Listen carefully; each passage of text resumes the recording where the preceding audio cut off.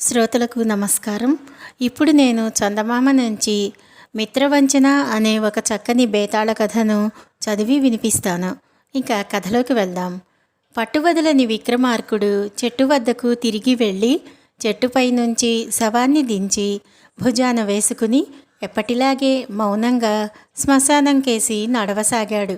అప్పుడు శవంలోని బేతాళుడు, రాజా, ఏ మోసగాడి మెప్పు కోసం నువ్వు ఈ విధంగా శ్రమపడుతున్నావో నాకు తెలీదు, కానీ మార్గసింహుడిలాగా వంచన పొందకుండా చూసుకో.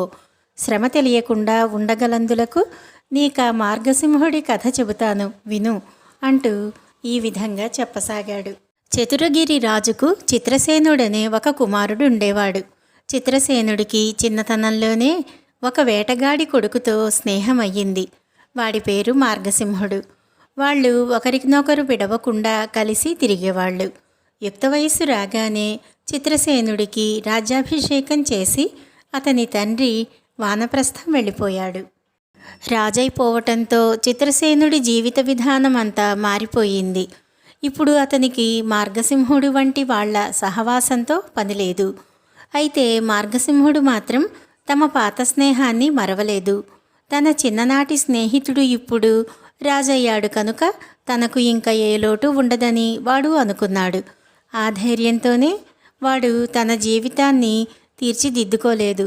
తన కులవృత్తిలో దక్షత సంపాదించుకోలేదు. తన తండ్రి కూడబెట్టినది కాస్త కోస్తా యథేచ్ఛగా ఖర్చు పెట్టేసి బికారి అయిపోయాడు. పూట గడవని స్థితి ఏర్పడిన మీదట మార్గసింహుడు రాజును చూసి సహాయం అడుగుదామని సభామంటపం వద్దకు వెళ్ళి వేచి ఉన్నాడు. కొంతసేపటికి రాజు సభకు వచ్చాడు. మార్గసింహుణ్ణి చూశాడు, కానీ గుర్తించినట్టుగానే లోపలికి వెళ్ళిపోయాడు. ఇలా 2-3 రోజులు రాజు తనను చూసి కూడా పలకరించకపోయేసరికి మార్గసింహుడికి నిరాశ కలిగింది. తనకు రాజుగారికి ఉండిన బాల్య స్నేహం తనకేమీ ఉపకరించదని వాడు రూఢి చేసుకున్నాడు.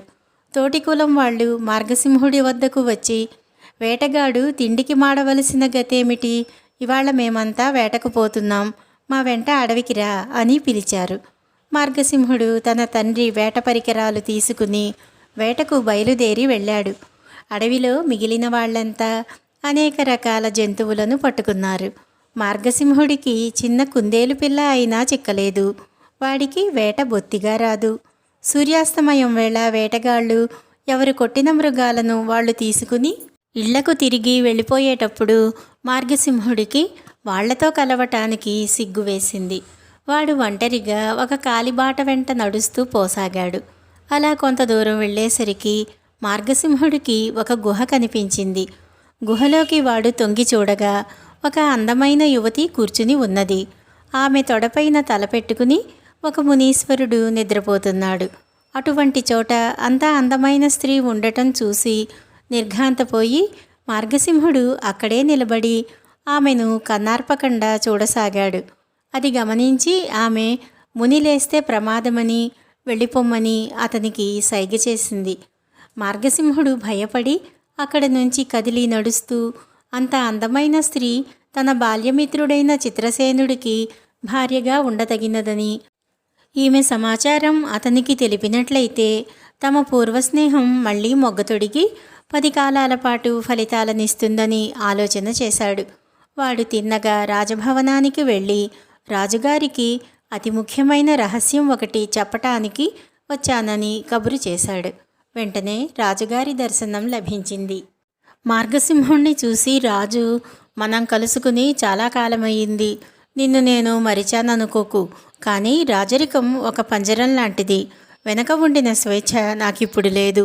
ఇంతకు నువ్వు చెప్పవచ్చిన ఆ రహస్యం ఏమిటి అన్నాడు. అరణ్యంలో ఒక గుహలో ఒక అపూర్వ సుందరిని చూశాను. ఆమె దేవకాంత అనుకోవలసిందే కానీ మానవకాంత కాదు. ఆమె వెంట ఒక మునీశ్వరుడున్నాడు. ఆ స్త్రీ ఇలాంటి అంతఃపురంలో ఉండతగినది కానీ ముని వద్ద గుహలో ఉండతగినది కాదు. మునీశ్వరుడు నిద్రలో ఉన్నాడు. ఆమెను ఎత్తుకురావాలన్న కోరిక ఉంటే అందుకు ఇదే మంచి సమయం అని చెప్పాడు మార్గసింహుడు. చిత్రసేనుడికి ఆ స్త్రీని కాజేయాలని బుద్ధి పుట్టింది. అతను వెంటనే మంచి దుస్తులు ధరించి 2 గుర్రాలను తెప్పించి ఒక దాని మీద తానెక్కి రెండో దానిపైన మార్గసింహుణ్ణి ఎక్కమని మార్గసింహుడి వెనుకగా అడవిలో గుహ ఉన్న ప్రాంతానికి వెళ్ళాడు. గుహకు కొంత దూరంలో ఇద్దరు గుర్రాలు దిగారు. చిత్రసేనుడు తన స్నేహితుడితో, నువ్వు గుహలోకి తొంగి చూసి మునీశ్వరుడు ఇంకా నిద్రపోతూనే ఉన్నాడేమో చూడు. నిద్రపోతుంటే ఆ ముని తల నీ తొడపైకి మార్చుకుని ఆ స్త్రీని నా వద్దకు పంపు. తరువాత నేను వచ్చి మునిని చంపి నిన్ను విడిపిస్తాను అన్నాడు. మార్గసింహుడు గుహలోకి పిల్లిలాగా ప్రవేశించాడు. ముని ఇంకా ఆ స్త్రీ తొడపైన తల పెట్టుకుని అలాగే నిద్రపోతున్నాడు. మార్గసింహుడు ఆ స్త్రీని సమీపించి చెవిలో రహస్యంగా, నిన్ను ఈ ముని బారి నుంచి తప్పించటానికి చిత్రసేన మహారాజు వచ్చాడు. ఆయన నవమన్మధుడు. ఈ ముని తల నా తొడ మీదకి మార్చి నువ్వు వెళ్ళి మహారాజును కలుసుకో అన్నాడు. వెంటనే ఆ స్త్రీ అమితోత్సాహంతో ముని తలను భద్రంగా ఎత్తి మార్గసింహుడి తొడకు మార్చి నిర్బంధంలో నుంచి బయటపడిన పక్షిలాగా బయటికి పారిపోయింది. చిత్రసేనుడు ఆమె అందం చూసి నిర్ఘాంతపోయాడు. ఆమె అతను ఊహించిన దానికన్నా చాలా రెట్లు అందంగా ఉన్నది. అతను ఆమెను తన గుర్రం మీద ఎక్కించుకుని నగరానికి తిరిగి వెళ్ళిపోయాడు.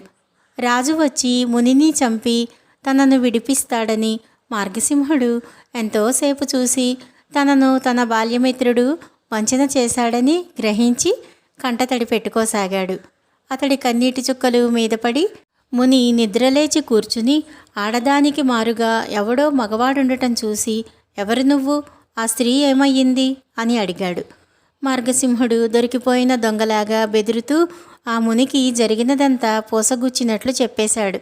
అంతా విని ఆ ముని, దుర్మార్గుడా, పాపిష్టివాడా, ఈ పని చేసినందుకు వెంటనే చచ్చిపో అని శపించాడు. ఆ క్షణంలోనే మార్గసింహుడు ప్రాణాలు విడిచాడు.